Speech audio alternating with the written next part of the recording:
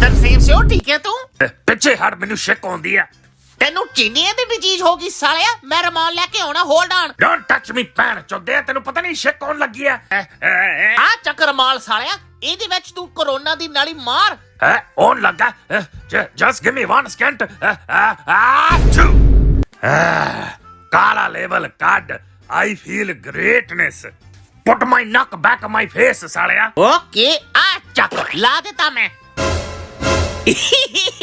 You ਸ਼ੋਰ ਇੱਥੇ ਨੱਕ ਜਾਂਦਾ? Look like this tattoo on your face. Fix ਕਰ ਬਾਂਦਰਾ। Okay, let me take from there and put right here. ਵਧੀਆ ਲੱਗ ਰਿਹਾ ਹੁਣ। What the fuck? Look like a land on top of my sir. ਸਾਲਾ ਨਲਾਇਕ ਅਨਪੜ੍ਹ, ਤੂੰ ਫਿਕਸ ਕਰ ਇਹਨੂੰ। ਓਕੇ ਲੰਡ sir, let me fix up fucks up. Okay, fix up a ਭੈਣ ਚੋਦਾ।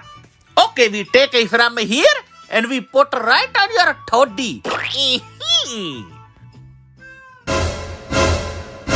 Now it look like a gilly tatty the piece on my toddy. ਲਾਲਾ ਹਿੱਕ